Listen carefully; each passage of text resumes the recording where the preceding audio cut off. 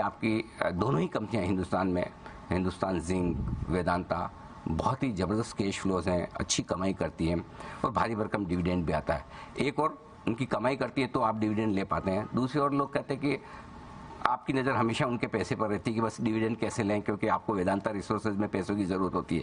तो क्या वाकई में जो आप हिंदुस्तान जिंक को एसेट्स बेचने जा रहे हैं, वेदांता रिसोर्सेज 25,000 करोड़ के आसपास की, क्या उसके पीछे पर्पज़ ये है हिंदुस्तान जिंक को किस तरह से फायदा होगा? सरकार जो दूसरी बड़ी शेयर होल्डर है वो अपोज कर रही है इस मूव का, आप कैसे देखते हैं?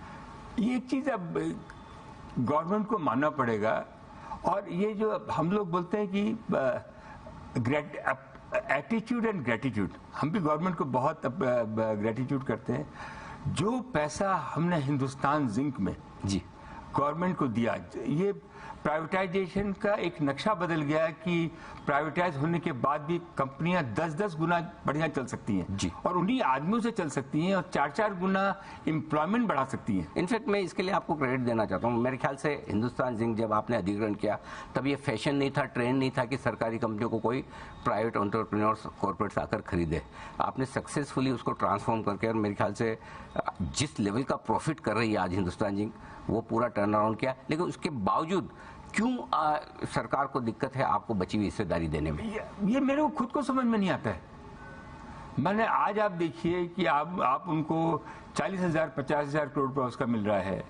हर साल हम दुनिया भर का उनको डिविडेंड देते हैं।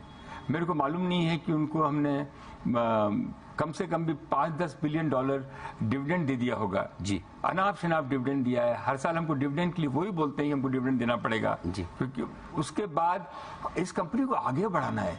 सर कहीं ऐसा तो नहीं कि कुछ जरूरत से ज्यादा अच्छा काम करने का ये फल है कि अगर अग्रवाल साहब इतनी अच्छे से कंपनी चला रहे हैं तो हम हमारी स्टेक क्यों बेचे, हमारे तो पैसे बन रहे हैं। हम हिंदुस्तान में रहते हैं। हमारे हिंदुस्तान में हमारे घर में जो बहुएं आती हैं उनकी परीक्षाएं ली जाती हैं जी।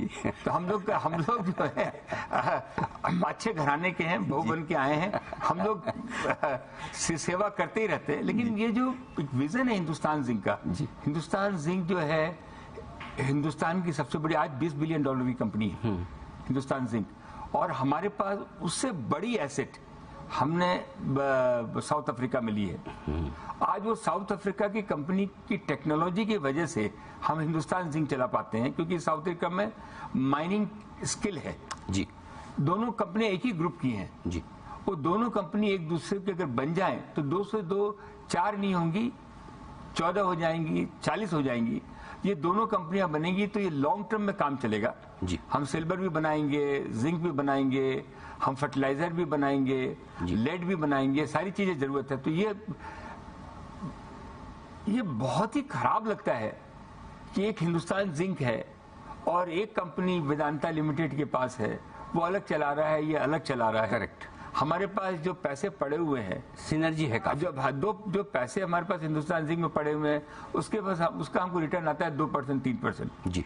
अगर हिंदुस्तान जिंक ये कंपनी, हम मेरे हिसाब से इसकी वैल्यू हिंदुस्तान जिंक जितनी होनी चाहिए जी, हमने उसको $2.9 बिलियन में लिए जी, प्रपोज कर रहे हैं। अगर ये दोनों बन जाती है तो आप विश्वास रखिए हिंदुस्तान जिंक की प्रॉफिटेबिलिटी डबल हो जाएगी। ओह क्या बात। और क्या कंपनी बन जाएगी। और हिंदुस्तान कंपनी ने फॉरेन की कंपनी को लिया जी और उसको बड़ा बनाया, उसके साथ साथ में उनकी जो स्किल है वो भी साथ में आएगी जी। तो ये जो एक मेरा ख्वाब है जी, इसमें काम तो होना ही है, आज आगे पीछे वो डिले जो होता लेकिन है। सर वो ये सोचते हैं कि एक तरफ आप वेदांता रिसोर्सेज पूरा हिंदुस्तान जिंक का कैश ले लेगा 25,000 करोड़ का, साथ में आपको रॉयल्टी भी चाहिए। कैश का करेंगे क्या? और रॉयल्टी भी चाहिए कैश। और मैं तो बोलता हूँ उनके पास 28% शेयर है, वो बेचना भी चाहते हैं जी, बेचना भी चाहते हैं जी। ये गवर्नमेंट के जो सिस्टम है उनको कहीं ना कहीं जो हमारे जो आज के दिन सरकार है ये बिजनेस फ्रेंडली है, ये काम को आगे बढ़ाना चाहती है, करना चाहती है, सारी दुनिया में इसका नाम हुआ है जी। लेकिन गवर्नमेंट मशीनरी को भी उसी के साथ में चलना पड़ेगा, जुडिशरी को भी उसके साथ में चलना पड़ेगा, जो डिसीजन फास्ट हो। एक और चीज जो है